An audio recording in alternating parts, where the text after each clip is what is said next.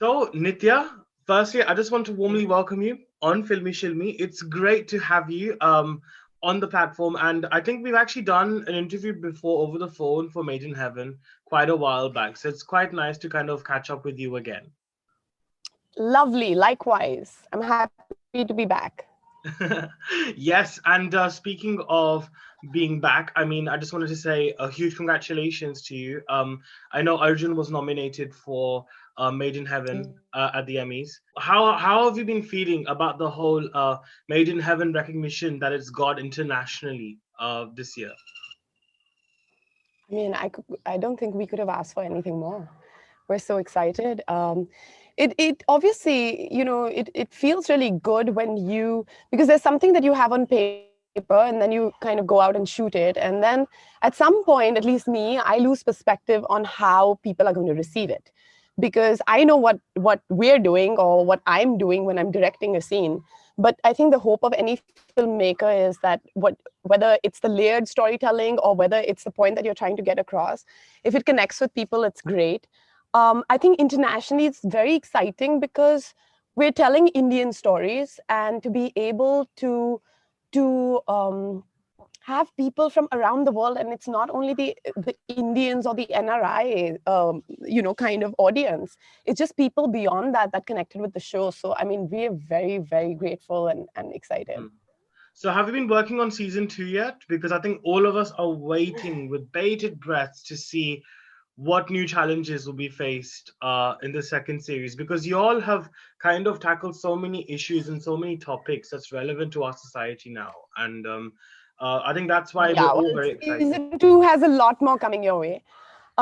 Yes, we are going to start shooting. We were meant to start, but then with the pandemic and everything, so we're starting in February, March, something. We'll see. Everything changes per day. Like what's going on in the UK. So, Oh God, yeah. uh, yeah. So, but the thing is, the scripts are written. This time, I am not show running it. I'm just going to direct.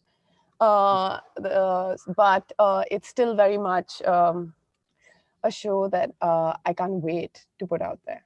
Yeah, I'm glad you mentioned the whole show running part of it, because I know you were quite a big and pivotal team member of Made in Heaven. Obviously, not just because you were the co-director as well, but you also were very instrumental in quite a few portions of this series as well. I remember Rima as well was quite had a lot of good things to say about you as well. I remember a lot in interviews. She kind of credit you quite a lot in terms of the work that you did. So how difficult was it to kind Mutual admiration club, you see. That's how we.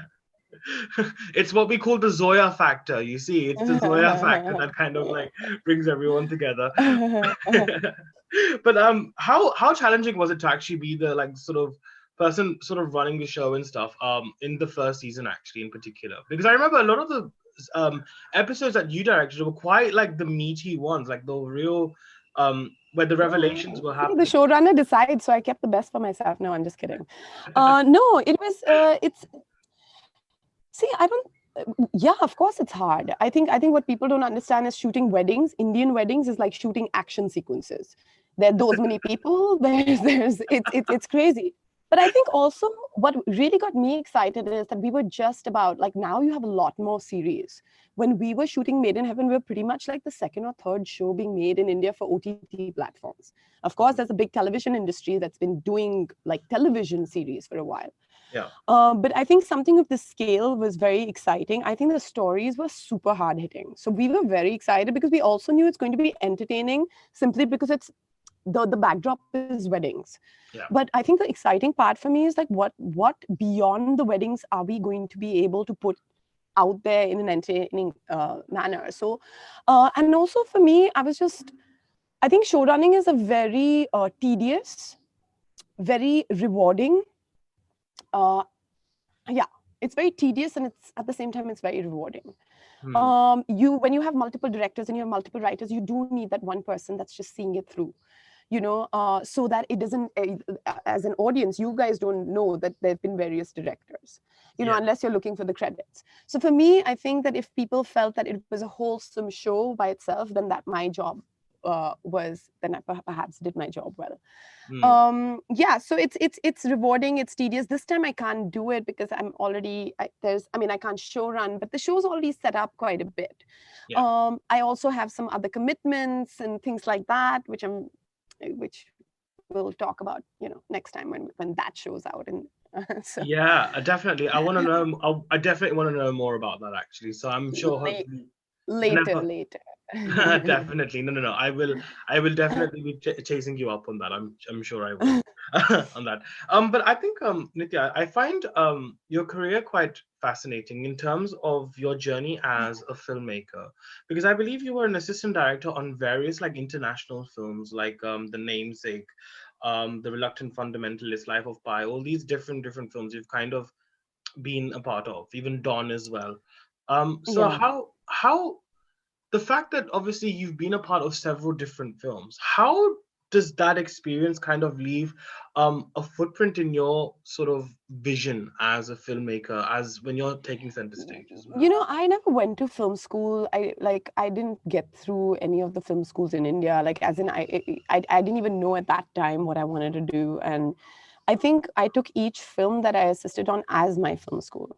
And I had a vision board where I remember I was in college when I saw Dil Chahta hai, and I said, oh my God, I've never, there's a cult film. I mean, I've never heard people just converse regularly. That doesn't sound like dialogue. Yeah. So Farhan was definitely somebody that I wanted to work with. So I joined him as a second AD on Laksh, and then I did Dawn as his chief, Mm, the first Dawn, not the second one.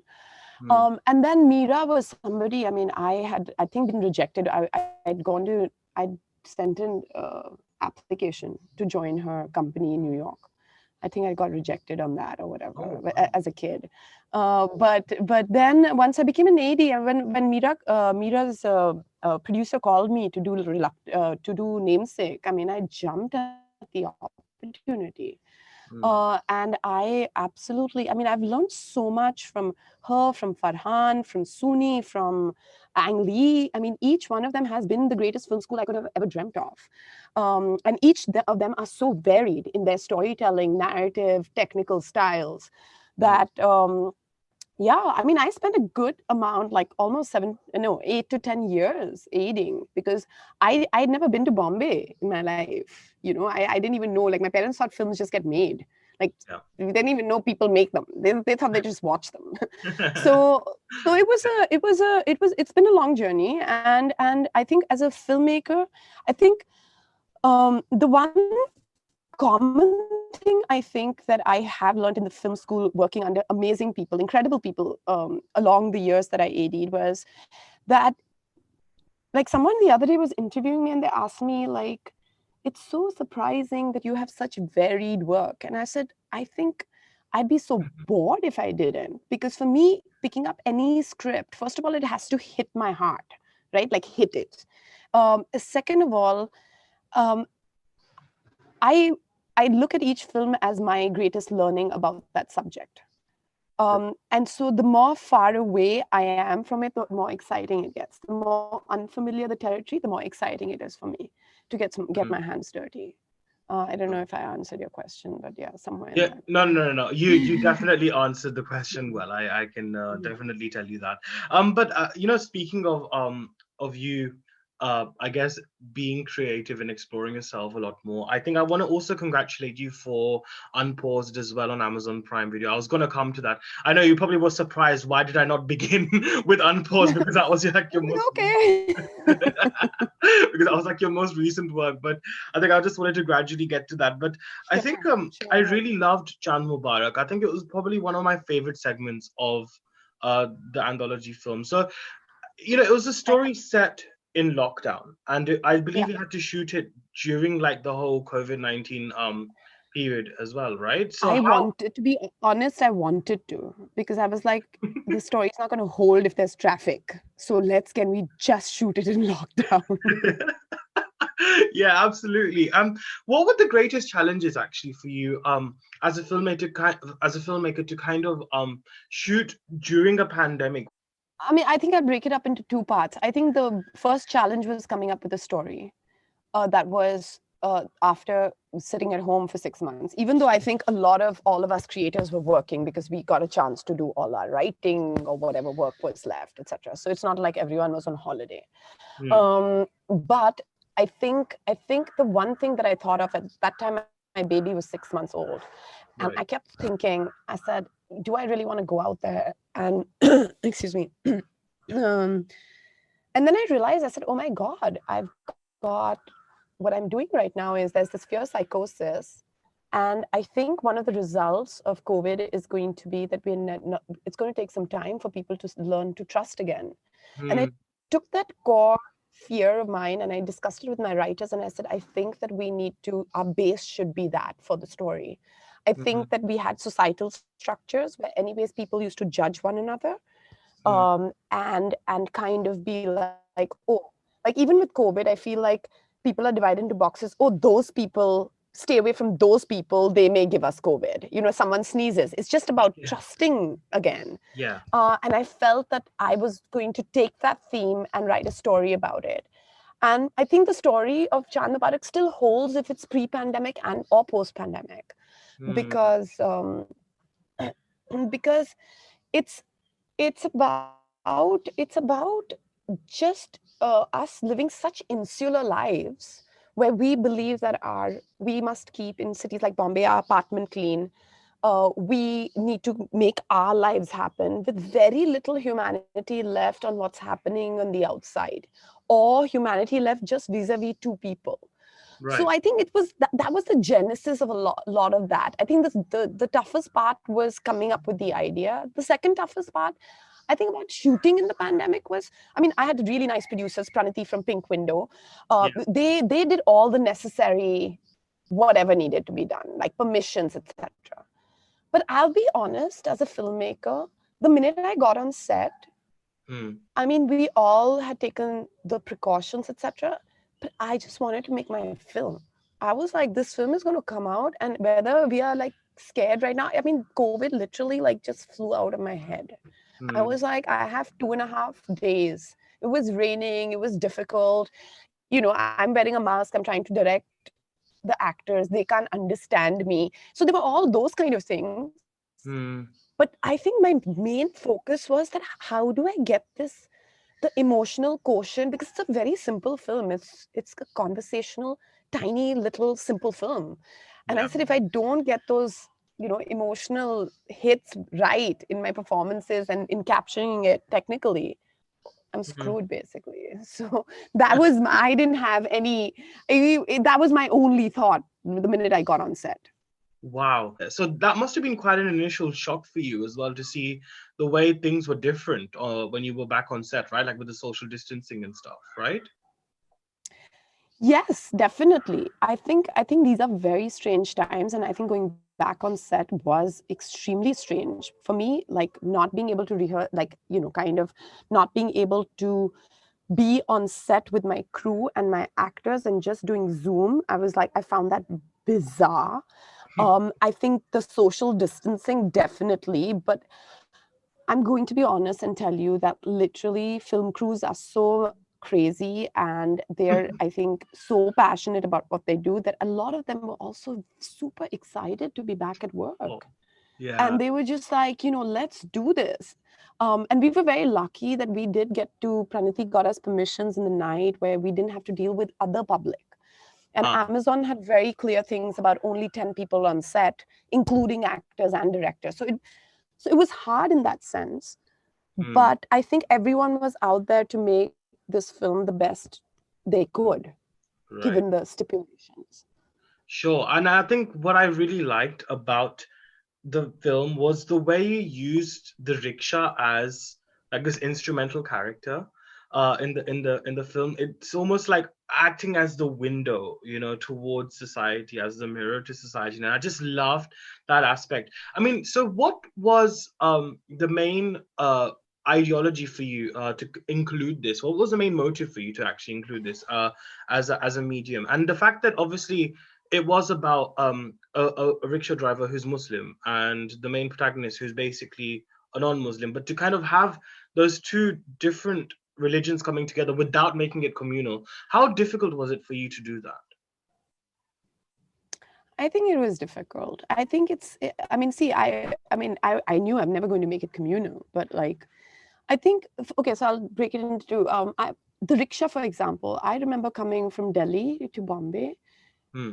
and walking out of my building, and there's a rickshaw waiting there.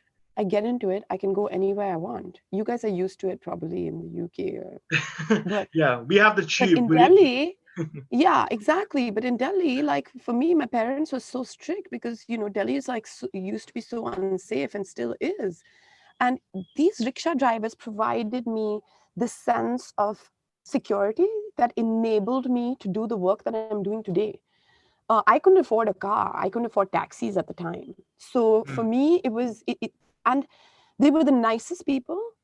Uh, they spoke to me kindly. They never ripped me of like, never, like there's a meter. It was, and I was fascinated by this rickshaw culture in Bombay. And if you ask anybody that's from outside of Bombay that has come to Bombay for the first time, they'll tell you about their rickshaw experiences.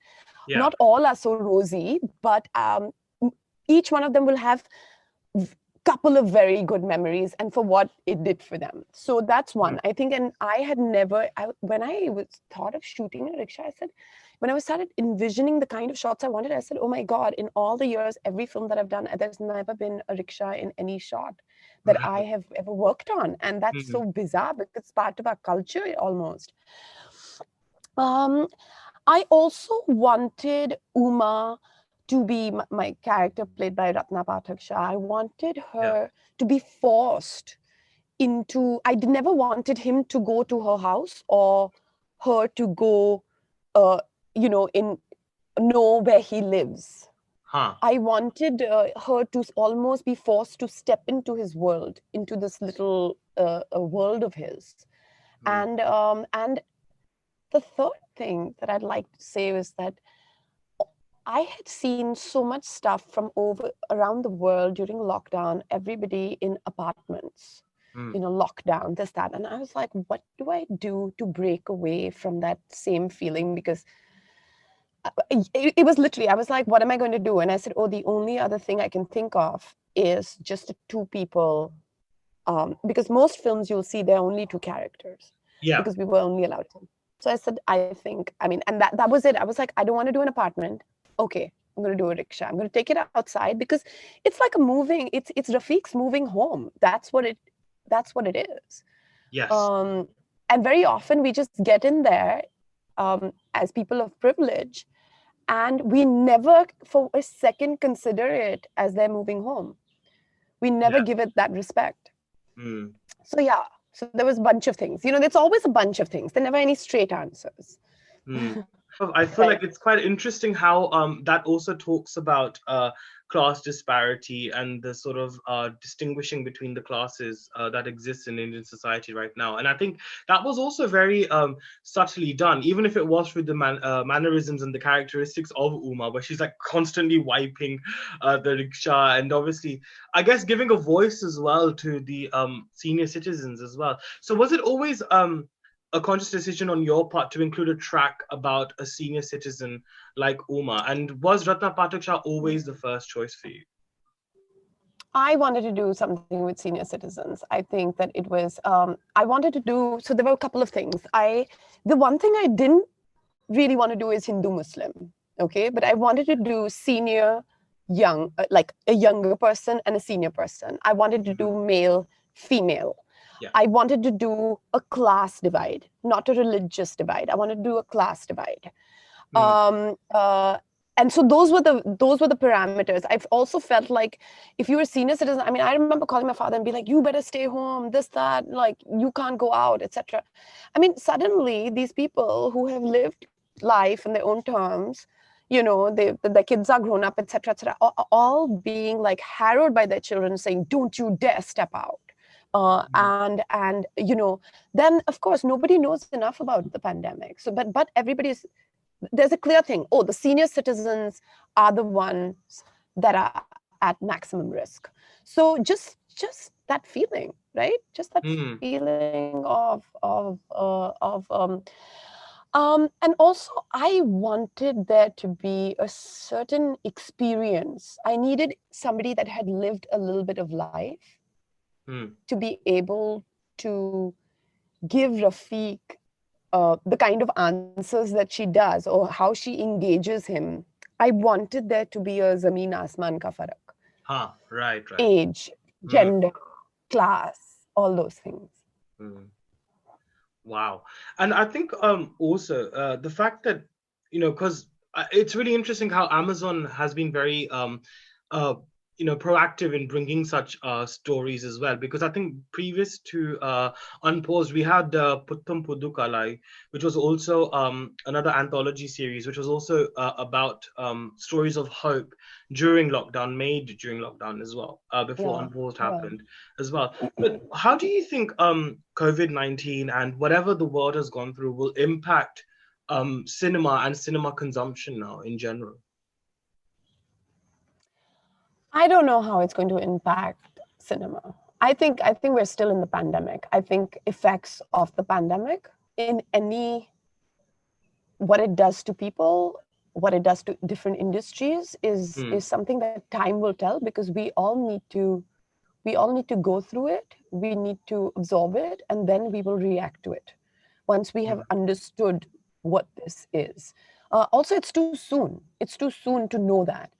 But I think consumption, yes, of course. Everybody has sat at home. They've not had the opportunity to get out to the cinema or to watch theater. I'm just talking about my field. Uh, the collective experience is something that is just not happened for people. So yes, a lot of people, I think OTT platforms, I mean, people are consuming like they've never consumed before. Right. I feel why people keep asking me why is the anthology format working, and I'm like, you have to understand that there's a certain fatigue that sets in when you're watching 8 hours of content Yeah. back to back, and there's still no finality. There's still a cliffhanger left for season 2, etc., etc. Right?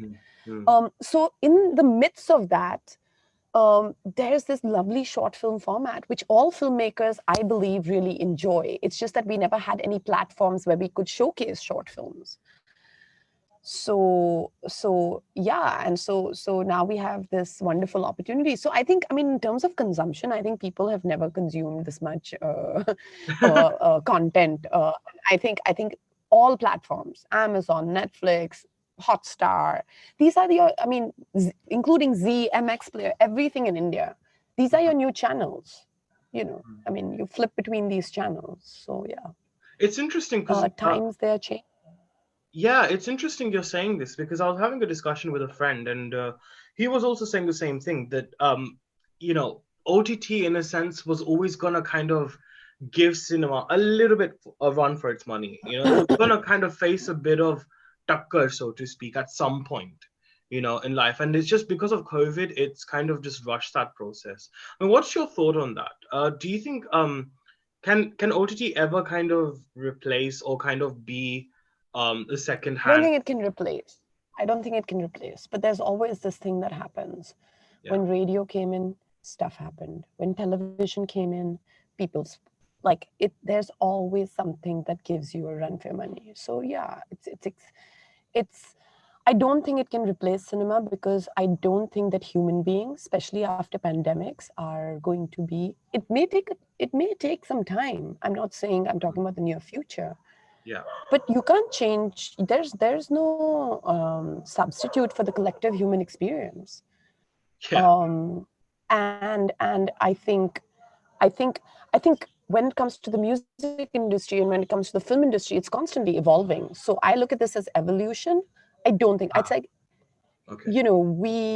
we don't. I think in India, the film going experience is you take your entire family. It's an outing. I mean, what are you going to replace that with? So I am very hopeful. I'm not saying that it's not going to affect it, but I think that will help us maybe strive to make films to be different, to strive to make sure that cinema remains alive. I'm in that stream. Yeah. But we'll see how long this pandemic lasts, and we'll have to see the results of it.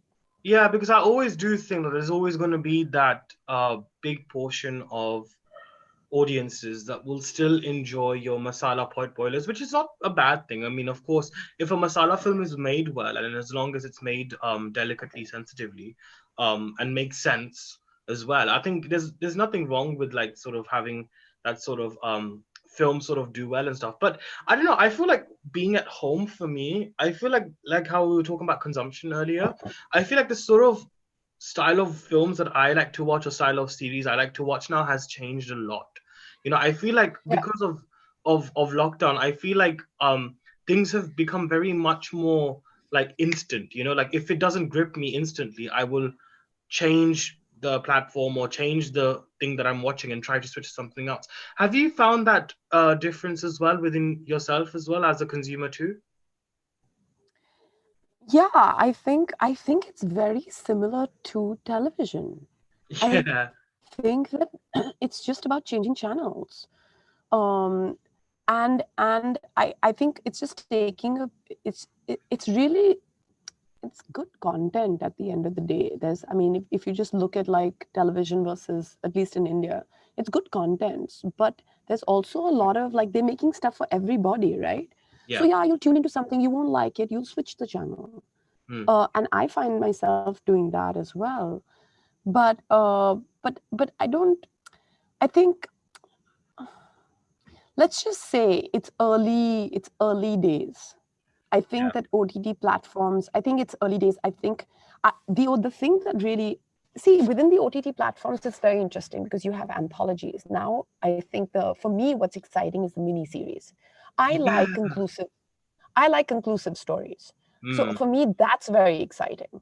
And I'm not saying that I will not watch season after season of Crown. Of course I will. But I'm saying it's kind of nice, like, because the thing is they are not, because of the advertising, the lack of advertising, they don't have to do segments of certain half hours or 1 hour go into break. They don't have that. So they really are open to, like, creators can pretty much, it's a good time for storytellers. It's a very good time for storytellers. It really is actually. Like I'm glad this is the one thing that I like about uh OTT platforms is the fact that it's uncensored as well.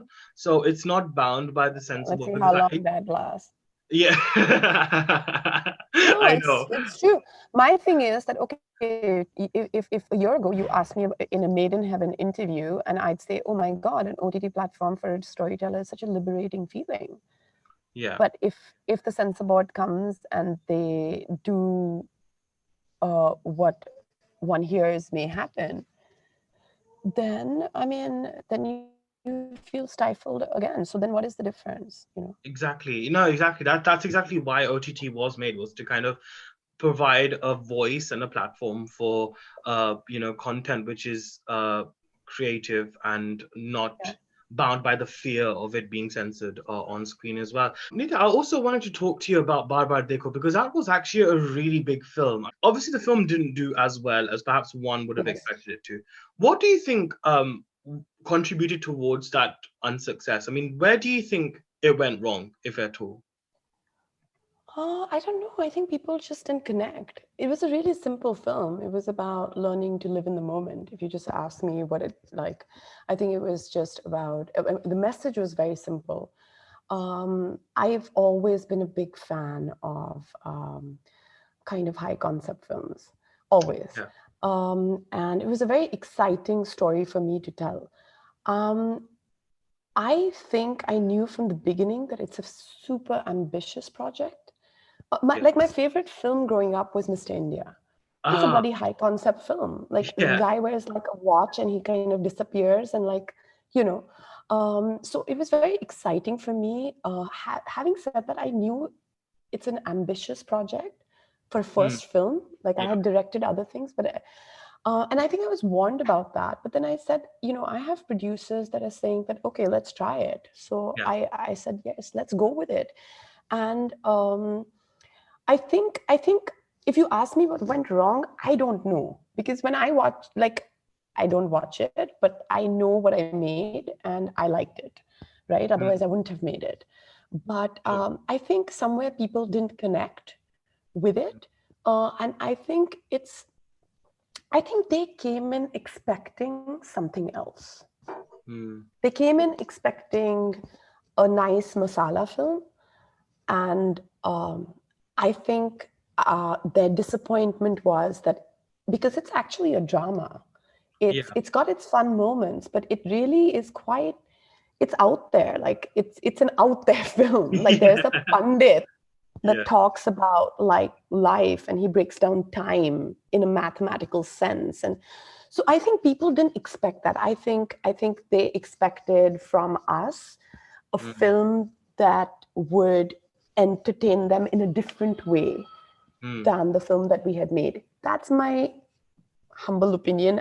I don't know what didn't work, but I remember, it's interesting because ever since it came on Amazon, a lot of people have seen it, and it's a different kind of audience that has seen Yeah. it because they didn't. I think they decided very early on they're not going to go and watch it because I mean they must have heard that people have not liked it.